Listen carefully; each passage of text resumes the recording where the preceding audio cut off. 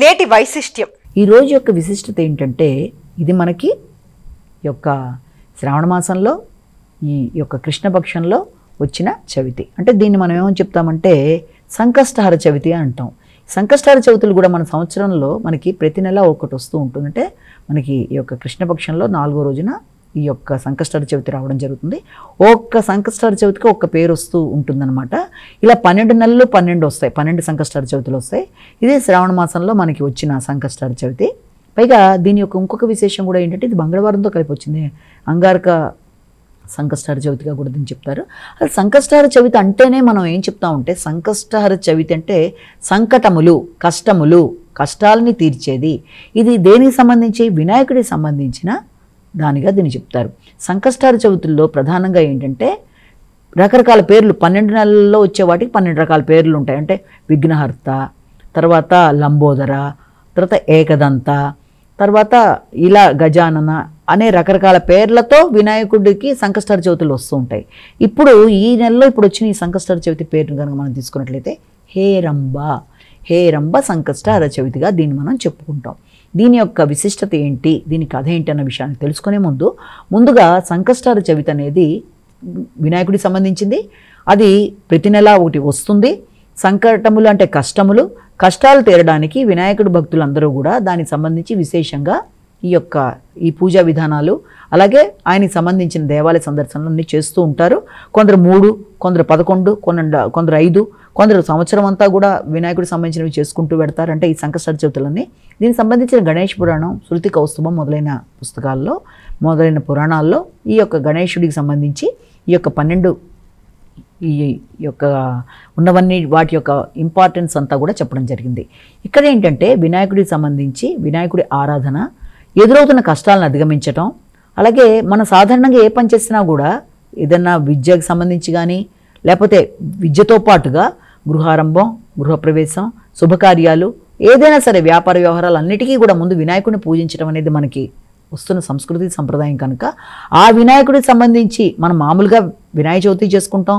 అలాగే ఈ సంకష్టహర చవితులు కూడా పాటించే వాళ్ళు ఉంటారు కనుక ప్రధానంగా ఏంటంటే ఎదురవుతున్న ఇబ్బందులను అధిగమించడం, కష్టాలు అధిగమించడం, ఆశించిన ఫలితాలు పొందడం, భగవంతుడి ఆశీస్సులు పొందడం మొదలైనవన్నీ కూడా ఇందులో భాగంగా ఆ విధానంతో చేస్తూ ఉంటారు. రోజంతా కూడా ఉపవసించి రాత్రి మనకి చంద్రోదయం తర్వాత మళ్ళీ ఆ ఉపవాసాన్ని విరమించడం, ఆ విధానం అంతా వేరు. ఇప్పుడు మనం కథా రూపంలో అసలు ఏంటని దాని గురించి కొంచెం తెలుసుకుందాం. ఈ హేరంబ సంకష్టహర చవితి ఇది అంగారక అన్న మాట ఎందుకన్నామంటే మంగళవారం నాడు కూడా కలిపి వచ్చింది కాబట్టి మంగళవారం నాడు కూడా కలిపి వచ్చిన సంకష్టహర చవితిని అంగారక చవితిగా కూడా దీన్ని గుర్తించి చేస్తారు. అంగారకుడికి ఆయన ఇచ్చిన ఒకానొక దీనికి భూపుత్రుడైన అంగారకుడికి వినాయకుడు ఇచ్చిన ఒక బ్లెస్సింగ్ అనమాట. మన ఇద్దరి పేరు మీద కలిపి ఇలా ఉండేట్టుగా ఉండాలని ఆయన కోరుకోవడం, సరైన ఆయనకి ఒక బ్లెస్సింగ్ ఇవ్వడం. అందుకే మంగళవారం నాడు కనుక సంకష్టహర చవితి కనుక వస్తే దాన్ని అంగారక చవితిగా కూడా గుర్తించి చేస్తారు. ఆ రోజున అటు అంగారకుడు అంటే అంగారకుడికి పూజ చేస్తారు, ఇటు పక్కన మన యొక్క వినాయకుడికి కూడా పూజ చేస్తారు కనుక ఆ దేవాలయ సందర్శన లేకపోతే ఆ నామాలు వినడం అవి చేస్తారు. ఇప్పుడు హేరంబ సంకష్టహర చవితిలో విధానం కూడా ఏంటి అంటే ఇది వినాయకుడు స్వయంగా పార్వతీదేవికి చెప్పినది. అలాగే ఆ విషయాన్ని మనకి ఈ శ్రీకృష్ణుడు ఈ యొక్క పాండవులకి చెప్పిన విధానంగా ఈ కథలో భాగంగా మనం చెప్తాం. ఇది మేజర్గా దేన్ని కాన్సన్ట్రేట్ చేస్తుంది అంటే నలదమయంతుల కథ మనందరికీ తెలుసు. నలుడు నలమహారాజు ఆయన చాలా అందమైన వ్యక్తిగా, ఆయన భార్య దమయంతి, వీరిద్దరూ చాలా చక్కగా ఉంటున్న రోజుల్లో అనుకోని విపత్తులు, ఇబ్బందులు ఏర్పడి దేశం అంతా కూడా రకరకాల కల్లోలాలకు లోనే రకరకాల అగ్ని ప్రమాదాలు, ఇతరులు దేశాన్ని ఆక్యుపై చేసుకోవడం, వాళ్ళ రాజ్యం అంతా రకరకాల టెన్షన్స్ పడడం. ఈ టెన్షన్స్లో వాళ్ళు ఏం చేస్తారంటే వాళ్ళు అక్కడి నుంచి వచ్చేసి వేరే ప్రదేశానికి వెళ్ళి అక్కడ నానా రకాల ఇబ్బందులు పడుతూ భార్య ఒక చోట, భర్త ఒక చోట, సంతానం ఒక చోట డిఫరెంట్ ప్లేసెస్లో ఉండే అన్ని రకాల సమస్యలు పడుతున్నప్పుడు వారికి గౌతమ మహర్షి దీనికి సంబంధించిన విషయాల్లో ఎలా దీన్ని మనం ఓవర్కమ్ చేయాలి అని చెప్పి దమయంతి వెళ్ళి ఆయన్ని అడిగినప్పుడు ఆవిడికి ఆ విధానం చెప్తాడనమాట. ఇది గణపతికి సంబంధించి ఈ సంకష్టహర చవితిని చేయడం బట్టి తప్పనిసరిగా సమస్యలను అధిగమిస్తావు, శ్రేయస్సు అనేది ఏర్పడుతుంది, మీ భాగస్వామితో కలవడం, ఎదురవుతున్న ఇబ్బందుల్ని ఇక్కట్లని అధిగమించడం చెప్పి ఆయన చెప్పడం, ఆ విధానంలో ఆవిడ చేయడం, చేసిన తర్వాత మళ్ళీ రీయూనియన్ భర్తని సంతానాన్ని కలిసి వాళ్ళందరూ కూడా మళ్ళీ వాళ్ళ రాజ్యాన్ని పొందడం, ఈ విధంగా అంతా కూడా ఈ హేరంబ సంకష్టహర చవితి అనే దానివల్ల ఉన్నట్టుగా కథలో మన గణేష్ పురాణం లేకపోతే స్మృతి కౌస్తుభం వీటికి సంబంధించి వీటిలో దీని విధానాలంతా కూడా విధి విధానాలు చెప్తారు. అంటే దీని ప్రకారం ఏంటి అంటే ఎలాంటి విఘ్నాలు ఎదురవుతున్నా, కష్టాలు ఎదురవుతున్నా కూడా తప్పనిసరిగా వినాయకుడికి సంబంధించి ఏదన్నా మనం అనుకుని మనం గనక ముందుకు వెళ్ళినట్లయితే అలాంటివన్నీ కూడా తొలగించే అవకాశం అనేది వినాయకుడి ద్వారా లభిస్తుందనే విశ్వాసంతో విద్యా సంబంధంలో కానీ అన్ని విషయాల్లో కూడా వినాయకుడిని ప్రార్థించడం అనేది మనకి పరిపాటి. అంటే ఆది దేవుడిగా ఆయన్ని మనం చక్కగా ఆయన్ని పూజించుకోవడం అనేది ఇది.